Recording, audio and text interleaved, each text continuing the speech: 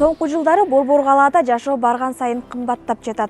Айрыкча батирдин ижара акысы жаш үй бүлөлөргө, аймактан келгендерге, студенттерге кыйла эле оорчулук жаратууда. Адистердин айтымында Бишкекте батирлердин ижара баасы 3 жыл мурда россиялыктардын агымынан кийин көтөрүлүп, ошол бойдон түшкөн жок.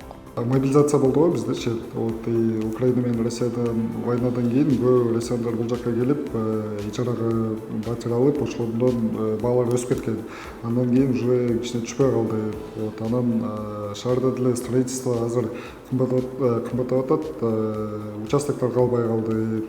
Ошондуктан ижаранын баалары деле өсүп жатат. Ижара акы үйдүн жайгашкан жерине жараша болот. Бирок көпчүлүк жерде батирлердин ижара акысын арзан деп айтууга болбойт. Батир издегендердин көбү студент жана жаш үй бүлөлөр болгондуктан шарты бар үйлөрдү ижарага алуу алардын капчыгына туура келе бербейт. Восток 5-те, допустим, бир комната батирлер, алардын баасы 35-тен 40-ка чейин, 45-ке чейин деле жеп кетет.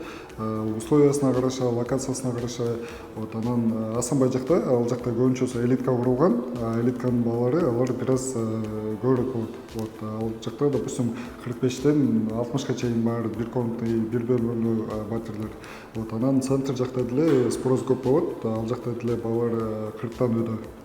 Именно бир комнатный батирлер.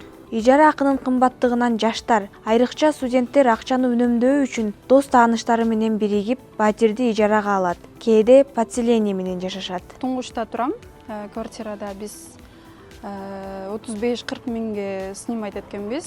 Однокомнатный квартира. Ошол бир аз өзүбүзгө жеңилдик болуш үчүн анан ушуну 3-4 кыз болуп чыгышат да подселение мененчи. Ошондой болгон чакта деле 8 миңден, 8,5, 7 миңден айына студенттер үчүн бул кыйла эле жогору баа деп ойлойм. Бактыгүл Кабылова мамлекет ижара акынын баасын көзөмөлгө алып, жөнгө салса деген ойдо. Мисалы бир бөлмөлүү квартираны өзү ала турган болсо, өзү тилекке каршы аны төлөй албайт да, мисалы көпчүлүк үй бүлөлөр подселением жашай албайт, анан ошону өзү төлөш керек болуп калат да. Анан студенттерге ал аябай кымбатка жатат.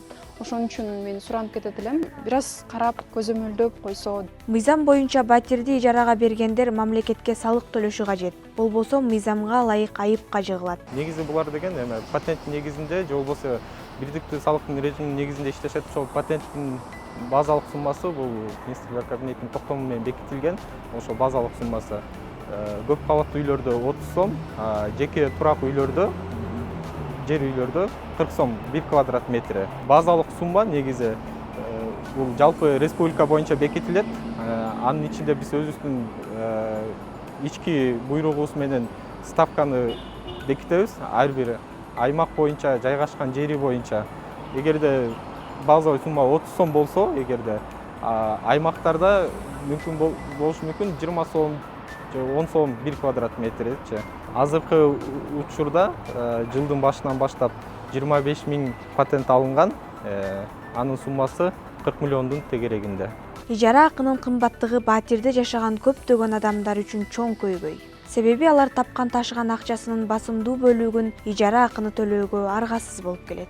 Ал ортодо ижара акыны ашыкча кымбат кылбай, жөнгө салып, көзөмөлдөй турган мамлекеттик орган көрүнбөйт.